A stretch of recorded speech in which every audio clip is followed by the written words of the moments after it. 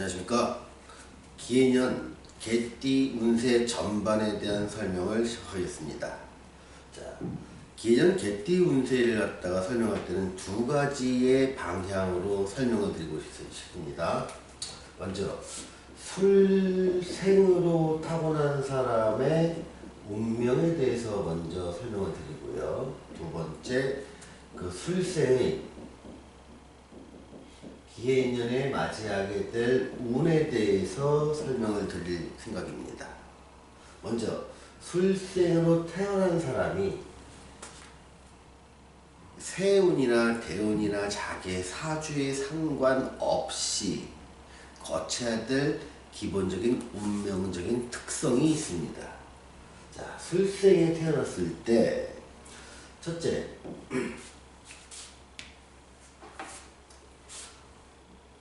어떤 술이라는 특성을 먼저 읽어야 됩니다. 여기에는 술을 갖다 보통 토오행이라고 이제 사람들이 생각을 하게 되는데, 토오행이라는 것은 사실 육친적 기능과 어떤 특정 기운을 갈무리하는 것, 하는 기운, 이 두 가지의 기능을 토라는 걸로 뭉쳐놨습니다. 그러다 보니까 토오행을 해석하고 적용하는데 사람들이 상당히 애를 먹는 경우가 많지요.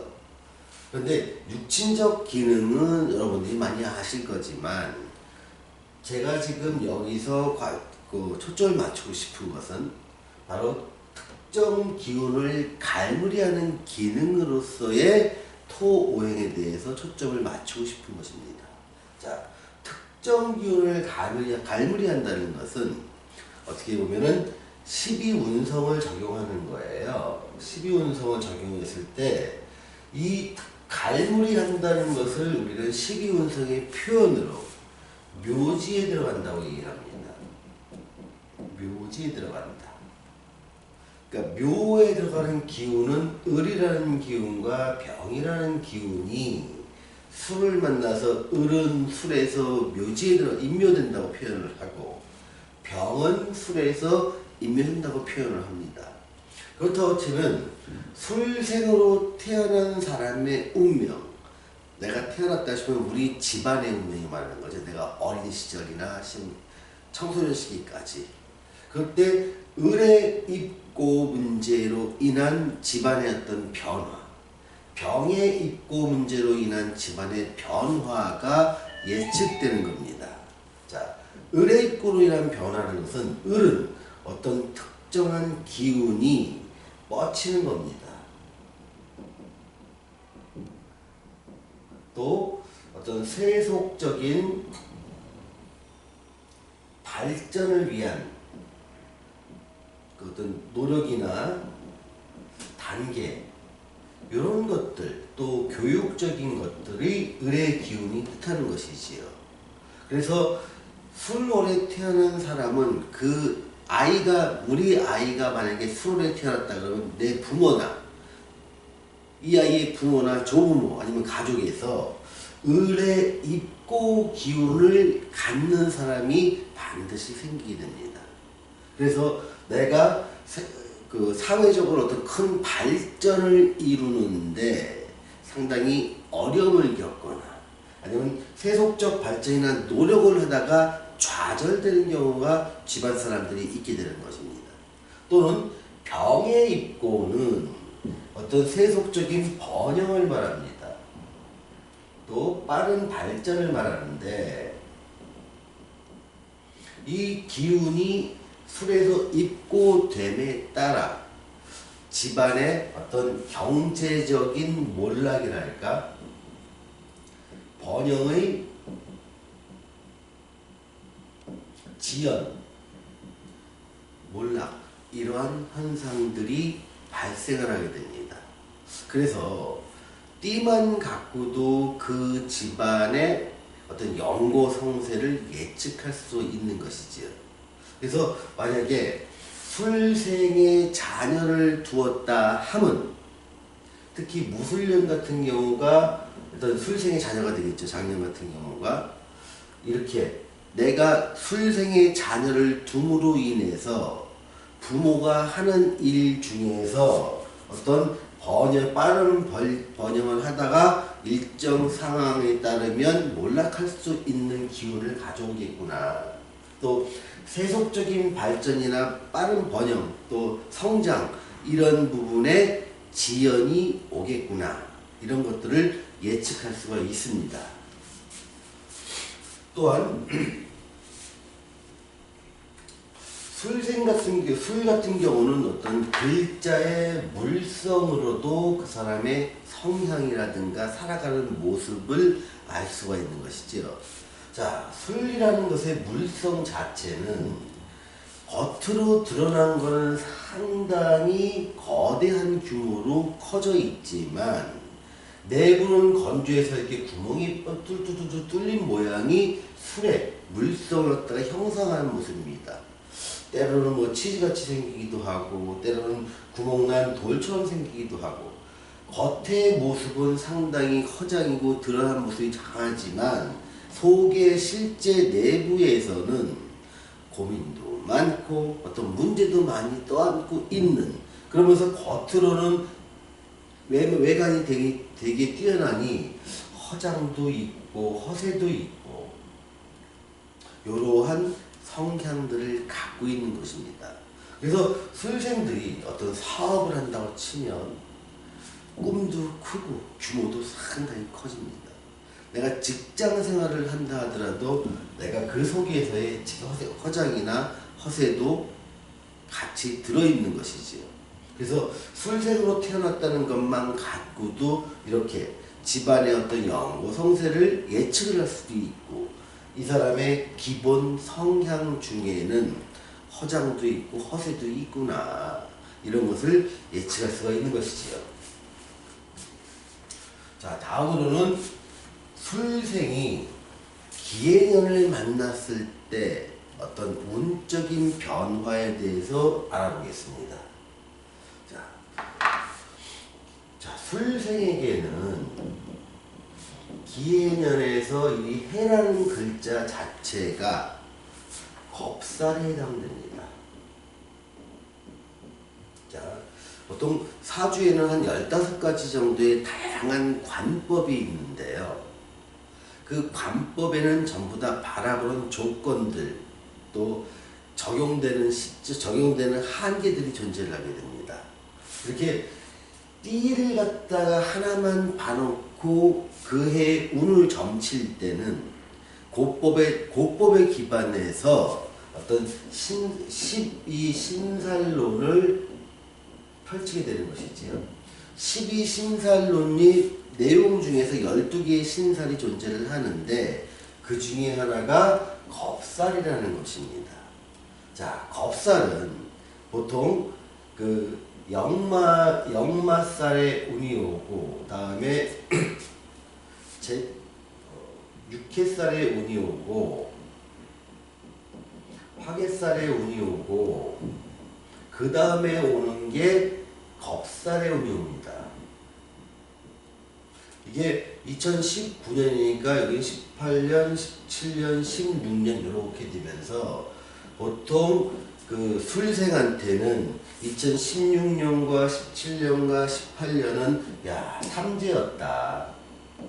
그래서 이 삼재의 시간에 적극적인 삶의 변화를 추구했던 사람과 참고 견뎠던 사람이 상당히 커다란 차이를 나타나게 되는데, 겁살해를 맞이해서는 둘 다 다양한 어떤 도전에 직면을 하게 됩니다. 자, 술생한테는요, 삼재가 끝나고 겁살을 맞이해서 이 중에서 어떤 변화를 취했던 사람과 참고 견뎠던 사람의 그 차이가 있는데, 자, 변화를 취했던 사람한테는요, 이 삼재의 기간이 그렇게 힘들지 않았습니다.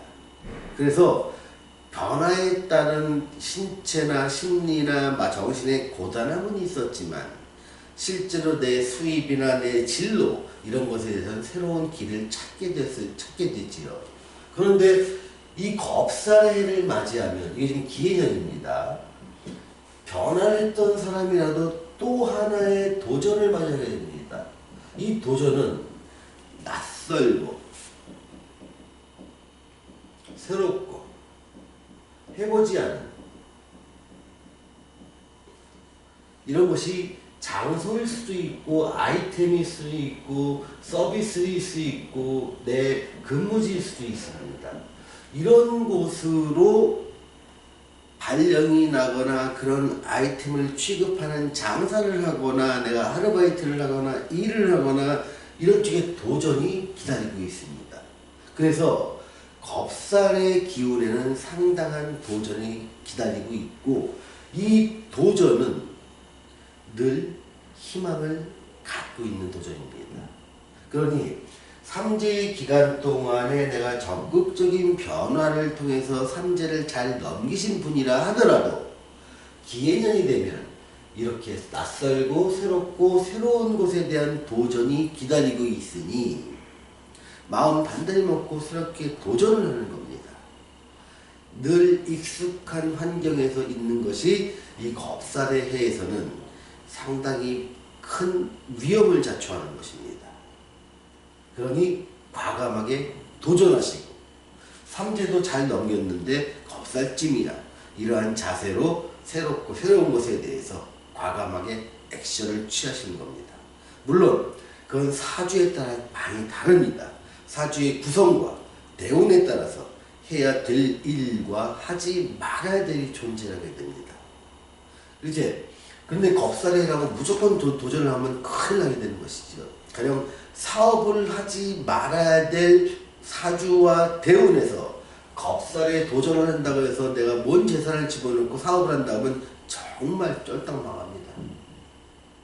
그래서 도전의 영역도 사주와 대운에서 잘 될 수 있는 부분과 결과가 안 될 수 있는 부분이 거의 정해져 있습니다. 영역적으로요. 그래서 그 부분은요 반드시 확인을 하시고 도전을 하시면 아주 좋은 결과로 이어질 가능성이 상당히 높아지게 되는 것이지요. 도전은 할 수 있지만 결과는 어떤 분야에 대한 도전이냐에 따라서 결과가 천양지차로 차이가 난다는 점 기억해 주시기 바랍니다. 자, 두 번째로 내가 적극적인 변화를 해야 되는데 그냥 변하지 않고 견뎠던 사람들이 있죠. 특히 요즘은 중소의 기업을 하거나 자영업을 하시는 분이 어렵다고 합니다. 예를 들어서 여기서 요즘 이제 많이 문제가 되는 치킨집을 갖다가 운영을 하시는 분이라고 치면은 치킨집을 운영하는데 역마살과 육회살과 화개살, 개띠가 그래서 16년, 17년, 18년 동안 계속 운영을 참고 한 거예요. 적자를 어느 정도 좀 감수를 하더라도 좋아질 날이 있겠지 라고 해서 견뎌냈지만 막상 겁살이 오니까 이제는 더 이상 견딜 힘이 없더라는 거예요. 그래서 내가 의도하지 않았지만 차압딱지가 날라오고 집안에 차압이 붙고 더 이상 이제는 외압에 의해서 은행에서 빌린 돈은 갚으라고 통지가 오고 집을 갖다가 그 가게를 다 저당 잡혔던 것을 경매로 날아가고 또 보증도 받고 받지 못하고 쫓겨나야 되는 이러한 상황으로 전락해버리는 게 바로 겁살이 주는 무서움입니다. 그러니 삼재를 잘 견딘다고 해서 인생이 끝나는 게 아니라 삼재의 끝에는 마지막으로 또 건너야 될 강한 도전이 기다리고 있다. 삼재를 견뎠던 사람이라도 겁살의 해에는 더 이상 견딜 여력이 없어서 할 수 없이 모든 걸 다 털어버리고 새로운 일을 찾아서 낯설고 새롭고 해보지 않은 그러한 근무지나 서비스를 갖고 그런 장소에서 아이템을 통해서 새롭게 일을 시작해야 될 상황으로 내몰리게 된다. 라는 것이 겁살이 주는 경고음입니다. 그렇다고 너무 실망하지 마십시오. 겁살에 의해는요, 늘 아주 작지만 천천히 먼 곳에서 희망이라는 것이 싹트게 됩니다. 그래서 삶에 커다란 것을 하늘에서 줄 테니 너 이것을 받기 위해서는 적어도 요 정도의 고생은 하고 도전을 해라. 이러한 시험대라고 겁살을 생각하시면 됩니다. 그래서 자, 수생 여러분들 전부 다 힘내시고요. 그리고 새로운 도전이 기다리고 있으니 내가 과거에 잘했거나 못했거나 새로운 도전을 통해서 여러분들에게 희망이라고 하는 것이 손짓고 여러분의 손을 잡아줄 수 있는 그날까지 힘내시기 바랍니다. 감사합니다.